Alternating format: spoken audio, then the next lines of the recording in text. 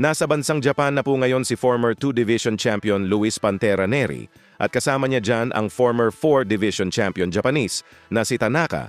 Bali dumaan muna ng Japan itong si Neri mga bossing bago ito lumipad patungong Kyrgyzstan upang sagupain ang Thai boxer na si Sataporn Saart sa 26 may kartada, itong 17 wins 9 KOs.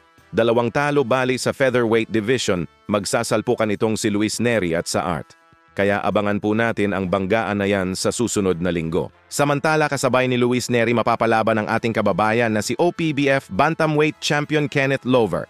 Makakalaban ni Lover ang isang Argentinian boxer na si Luciano Francisco Baldor may kartadang 21 wins, 1 KO, may 4 na talo. Matindi rin itong si Baldor mga boss sa 20 plus niyang laban ay iisang boxer lamang ang nagawang iligpit sa lona. Kaya wow, grabe ito mga bossing.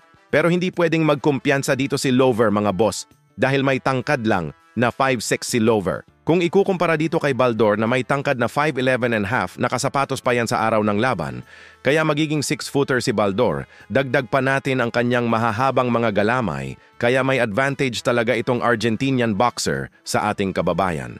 Pero naniniwala pa rin tayo mga bossing na kayang-kaya ito iligpit ni Lover sa araw ng kanilang laban. Pasadahan po muna natin mga bossing ang laban nitong si Baldor.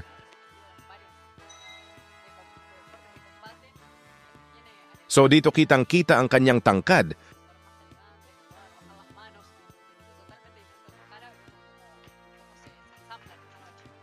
Siguro sadyang magaan lang ang kanyang katawan kaya kayang-kaya niya kunin ang timbang ng bantamweight 110 pounds.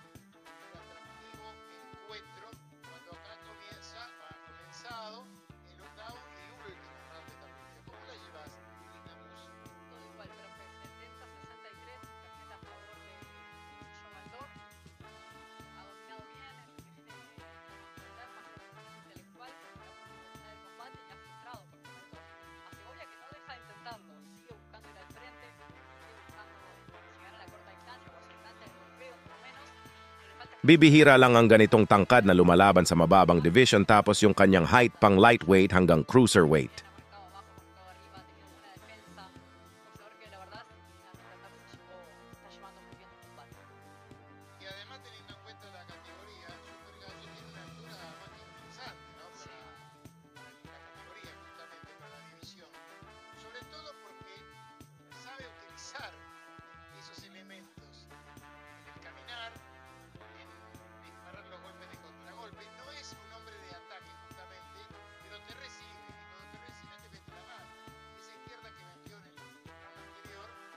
Mukhang may palag itong si Baldor mga bossing sa ating kababayan na si Kenneth Lover.